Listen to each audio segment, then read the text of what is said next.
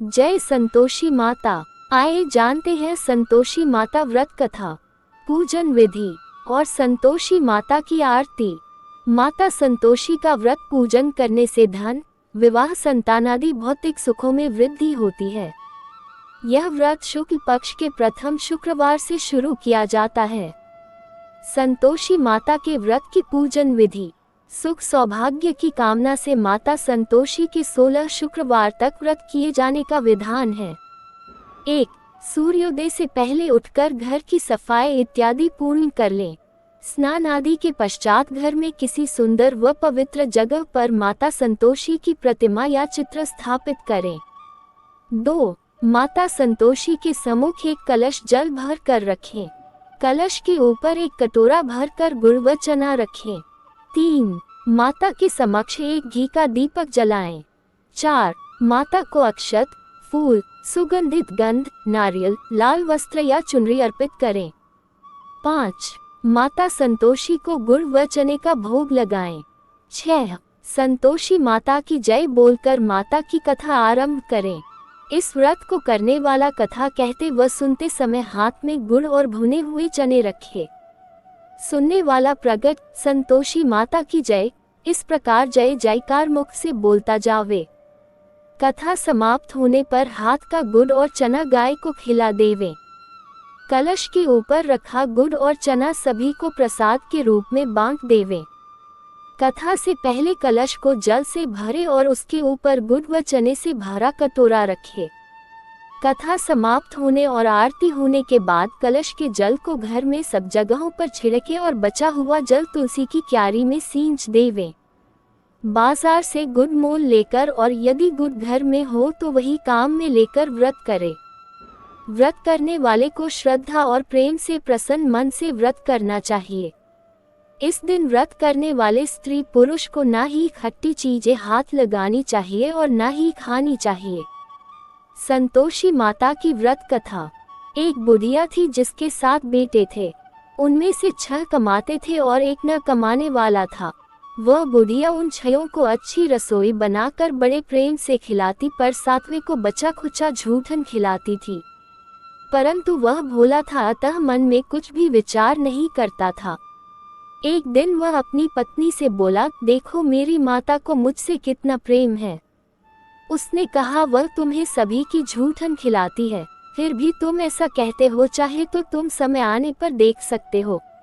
एक दिन बहुत बड़ा त्योहार आया। बुढ़िया ने 7 प्रकार के भोजन और चूरमे के लड्डू बनाए। 7वां लड़का ये बात जांचने के लिए सिर दुखने का बहाना करके पतला कपड़ा ओढ़कर सो गया और देखने लगा माँ ने उनको बहुत अच्छे आसनों पर बिठाया और 7 प्रकार के भोजन और लड्डू परोसे। वो उन्हें बड़े प्रेम से खिला रही है। जब वे 6 उठ गए तो माँ ने उनकी थालियों से झूठन इकट्ठी की और उनसे एक लड्डू बनाया। फिर वह 7वें लड़के से बोली, अरे रोटी खा ले। वह बोला, माँ मैं भोजन नहीं करूँगा, मैं तो परदेश जा रहा हूँ। माँ ने कहा, कल जाता है तो आज ही चला जा। वह घर से निकल गया। चलते समय उसे अपनी पत्नी की याद आई जो गौशाला में कंडे थाप रही थी। वह बोला, हम विदेश को जा रहे हैं, आएंगे कछु काल। तुम रहियो संतोष से, धर्म अपनो पाल। इस पर उसकी पत्नी बोली, जाओ पिया आनंद से, हमारी सोच हटाए। राम भरोसे हम रहे, ईश्वर तुम्हें सहाय। देहु निशानी आपनी, देख धरूं मैं धीर। सुधी हमारी ना बिसारियो, रखियो मन गंभीर। इस पर वह लड़का बोला, मेरे पास कुछ नहीं है, यह अंगूठी है सो ले और मुझे भी अपनी कोई निशानी दे दे। वह बोली, मेरे पास क्या है, ये गोबर भरे हाथ है। ये कहकर उसने उसकी पीठ पर गोबर भरे हाथ की थाप मार दी। वह लड़का चल दिया। ऐसा कहते हैं, इसी कारण से विवाह में पत्नी पति की पीठ पर हाथ का छापा मारती है। चलते समय वह दूर देश में पहुंचा। वह एक व्यापारी की दुकान पर जाकर बोला, भाई मुझे नौकरी पर रख लो। व्यापारी को नौकर की जरूरत थी, अतः बोला, तनख्वाह काम देखकर देंगे, तुम रह जाओ। वह सवेरे 7 बजे से रात की 12 बजे तक नौकरी करने लगा। थोड़े ही दिनों में सारा लेन देन और हिसाब किताब करने लगा। सेठ के साथ 8 नौकर चक्कर खाने लगे। सेठ से उसे 2-3 महीने ने आधे मुनाफे का हिस्सेदार बना दिया। 12 वर्ष में वह नामी सेठ बन गया और उसका मालिक उसके भरोसे काम छोड़कर कहीं बाहर चला गया। उधर उसकी औरत को सास और जेठानियां बड़ा कष्ट देने लगी। वे उसे लकई लेने जंगल में भेजती, भूसे की रोटी देती, फूटे नारियल में पानी देती। वह बड़े कष्ट से जीवन बिताती थी। एक दिन जब वह लकई लेने जा रही थी तो रास्ते में उसने कई औरतों को व्रत करते देखा। वह पूछने लगी, बहनों ये किसका व्रत है, कैसे करते हैं और इससे क्या फल मिलता है? तो एक स्त्री बोली, ये संतोषी माता का व्रत है, इसके करने से मनोवांछित फल मिलता है। इससे गरीबी, मन की चिंताएं, राज के मुकद्दमे, कलह, रोग नष्ट होते हैं और संतान, सुख, धन, प्रसन्नता, शांति, मनपसंद वर मिले व बाहर गए हुए पति के दर्शन होते हैं। उसने उसे व्रत करने की विधि बता दी। उसने रास्ते में सारी लकइयां बेच दी व गुड़ और चना ले लिया। उसने व्रत करने की तैयारी की। उसने सामने एक मंदिर देखा तो पूछने लगी, यह मंदिर किसका है? वह कहने लगे, ये संतोषी माता का मंदिर है। वह मंदिर में गई और माता के चरणों में लौटने लगी। वह दुखी होकर विनती करने लगी, माँ, मैं अज्ञानी हूँ, मैं बहुत दुखी हूँ, मैं तुम्हारी शरण में हूँ, मेरा दुख दूर करो। माता को दया आ गई। एक शुक्रवार को उसके पति का पत्र आया और अगले शुक्रवार को पति का भेजा हुआ धन मिला। अब तो जेठ जेठानी और सास नाक सिकोड़ के कहने लगे, अब तो इसकी खातिर बंधेगी, ये बुलाने पर भी नहीं बोलेगी। वह बोली, पत्र और धन आवे तो सभी को अच्छा है। उसकी आंखों में आंसू आ गए। वह मंदिर में गई और माता के चरणों में गिरकर बोली, हे माँ, मैंने तुमसे पैसा कब मांगा था? मुझे तो अपना सुहाग चाहिए। मैं तो अपने स्वामी के दर्शन और सेवा करना मांगती हूँ। तब माता ने प्रसन्न होकर कहा, जा बेटी, तेरा पति आवेगा। वह बड़ी प्रसन्नता से घर गई और घर का काम काज करने लगी। उधर संतोषी माता ने उसके पति को स्वप्न में घर जाने और पत्नी की याद दिलाई। उसने कहा, माँ मैं कैसे जाऊं? परदेश की बात है, लेन देन का कोई हिसाब नहीं है। माँ ने कहा, मेरी बात मान, सवेरे नहा धोकर मेरा नाम लेकर घी का दीपक जलाकर दंडवत करके दुकान पर बैठना। देखते देखते सारा लेन देन साफ हो जाएगा, धन का ढेर लग जाएगा। सवेरे उसने अपने स्वप्न की बात सभी से कही तो सब दिल्लगी उड़ाने लगे। वे कहने लगे कि कहीं सपने भी सत्य होते हैं। पर एक बूढ़े ने कहा, भाई, जैसे माता ने कहा है वैसे करने में का डर है। उसने नहा धोकर माता को दंडवत करने घी का दीपक जलाया और दुकान पर जाकर बैठ जाया। थोड़ी ही देर में सारा लेन देन साफ हो गया, सारा माल बिक गया और धन का ढेर लग गया। वह प्रसन्न हुआ और घर के लिए गहने और सामान वगैरह खरीदने लगा। वह जल्दी ही घर को रवाना हो गया। उधर बेचारी उसकी पत्नी रोज लकइयां लेने जाती और रोज संतोषी माता की सेवा करती। उसने माता से पूछा, हे माँ, ये धूल कैसी उड़ रही है? माता ने कहा, तेरा पति आ रहा है, तू लकइयों के 3 बोझ बना ले। एक नदी के किनारे रख, एक यहाँ रख और तीसरा अपने सिर पर रख ले। तेरे पति के दिल में उस लकई के गट्ठे को देखकर मोह पैदा होगा। जब वह यहाँ रुककर नाश्ता पानी करके घर जाएगा, तब तू लकइयां उठाकर घर जाना और चौक के बीच में गट्ठर डालकर जोर जोर से 3 आवाजें लगाना, सासू जी। लकइयों का गट्ठा लो, भूसे की रोटी दो और नारियल के खोपड़े में पानी दो। आज मेहमान कौन आया है?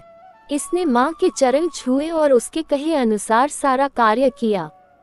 वह तीसरा गट्ठर लेकर घर गई और चौक में डालकर कहने लगी, सासू जी, लकइयों का गट्ठर लो, भूसे की रोटी दो, नारियल के खोपड़े में पानी दो, आज मेहमान कौन आया है? ये सुनकर सास बाहर आकर कपट भरे वचनों से उसके दिए हुए कष्टों को भुलाने ले लिए कहने लगी, बेटी, तेरा पति आया है, आ मीठा भात और भोजन कर और गहने कपड़े पहन। अपनी माँ के ऐसे वचन सुनकर उसका पति बाहर आया और अपनी पत्नी के हाथ में अंगूठी देखकर व्याकुल हो उठा। उसने पूछा, ये कौन है? माँ ने कहा, ये तेरी बहू है। आज 12 बरस हो गए। ये दिन भर घूमती फिरती है, काम काज करती नहीं है, तुझे देखकर नखरे करती है। वह बोला, ठीक है, मैंने तुझे और इसे देख लिया है, अब मुझे दूसरे घर की चाबी दे दो, मैं उसमें रहूंगा। माँ ने कहा, ठीक है, जैसी तेरी मर्जी। और उसने चाबियों का गुच्छा पटक दिया। उसने अपना सामान तीसरी मंजिल के ऊपर के कमरे में रख दिया। एक ही दिन में वे राजा के समान ठाठ बाट वाले बन गए। इतने में अगला शुक्रवार आया। बहू ने अपनी पति से कहा, मुझे संतोषी माता के व्रत का उद्यापन करना है। वह बोला, बहुत अच्छा, खुशी से कर ले। जल्दी ही उद्यापन की तैयारी करने लगी। उसने जेठ के लड़कों को जीनने के लिए कहा। उन्होंने मान लिया। पीछे से जेठानियों ने अपने बच्चों को सिखा दिया, तुम खटाई मांगना जिससे उसका उद्यापन पूरा न हो। लड़कों ने जीन कर खटाई मांगी। बहू कहने लगी, भाई खटाई किसी को नहीं दी जाएगी, ये तो संतोषी माता का प्रसाद है। लड़के खड़े हो गए और बोले, पैसा लाओ। वह भोली कुछ न समझ सकी उनका क्या भेद है। उसने पैसे दे दिए और वे इमली की खटाई मंगाकर खाने लगे। इस पर संतोषी माता ने उस पर रोष किया। राजा के दूत उसके पति को पकड़ कर ले गए। वह बेचारी बड़ी दुखी हुई और रोती हुई माताजी के मंदिर में गई और उनके चरणों में गिरकर कहने लगी, हे माता, ये क्या किया? हंसा कर अब तुम मुझे क्यों रुलाने लगी? माता बोली, पुत्री, मुझे दुख है कि तुमने अभिमान करके मेरा व्रत तोड़ा है और इतनी जल्दी सब बातें भुला दी। वह कहने लगी, माता, मेरा कोई अपराध नहीं है, मुझे तो लड़कों ने भूल में दल दिया, मैंने भूल से ही उन्हें पैसे दे दिए। माँ, मुझे क्षमा करो, मैं दोबारा तुम्हारा उद्यापन करूंगी। माता बोली, जा, तेरा पति रास्ते में आता हुआ ही मिलेगा। उसे रास्ते में उसका पति मिला। उसके पूछने पर वह बोला, राजा ने मुझे बुलाया था, मैं उससे मिलने गया था। वे फिर घर चले गए। कुछ ही दिन बाद फिर शुक्रवार आया। वह दोबारा पति की आज्ञा से उद्यापन करने लगी। उसने फिर जेठ के लड़कों को बुलावा दिया। जेठानियों ने फिर वही बात सिखा दी। लड़के भोजन की बात पर फिर खटाई मांगने लगे। उसने कहा, खटाई कुछ भी नहीं मिलेगी, आना हो तो आओ। ये कहकर वह ब्राह्मणों के लड़कों को लाकर भोजन कराने लगी। यथाशक्ति उसने उन्हें दक्षिणा दी। संतोषी माता उस पर बड़ी प्रसन्न हुई। माता की कृपा से 9वें मास में उसके एक चंद्रमा के समान सुंदर पुत्र हुआ। अपने पुत्र को लेकर वह रोजाना मंदिर जाने लगी। एक दिन संतोषी माता ने सोचा कि यह रोज यहाँ आती है, आज मैं इसके घर चलूं, इसका सासरा देखूं। ये सोचकर उसने एक भयानक रूप बनाया। गुड़ व चने से सना मुख, ऊपर कुसुम के समान होठ, जिन पर मक्खियां भिनभिना रही थी। इसी सूरत में वह उसके घर गई। देहली में पांव रखते ही उसकी सास बोली, देखो कोई डाकिन आ रही है, इसे भगाओ नहीं तो किसी को खा जाएगी। लड़के भागकर खिड़की बंद करने लगे। 7वें लड़के की बहू खिड़की से देख रही थी। वह वहीं से चिल्लाने लगी, आज मेरी माता मेरे ही घर आई है। ये कहकर उसने बच्चे को दूध पीने से हटाया। इतने में सास बोली, पगली किसे देखकर उतावली हुई है, बच्चे को पटक दिया है। इतने में संतोषी माता के प्रताप से वहां लड़के ही लड़के नजर आने लगे। बहू बोली, सासू जी, मैं जिसका व्रत करती हूँ ये वो ही संतोषी माता हैं। ये कहकर उसने सारी खिड़कियां खोल दी। सबने संतोषी माता के चरण पकड़ लिए और विनती कर कहने लगे, हे माता, हम मूर्ख हैं, अज्ञानी हैं, पापिनी हैं, तुम्हारे व्रत की विधि हम नहीं जानती, तुम्हारा व्रत भानकर हमने बहुत बड़ा अपराध किया है। हे जगत माता, आप हमारा अपराध क्षमा करो। इस पर माता उन पर प्रसन्न हुई। बहू को जैसा फल दिया वैसा माता सब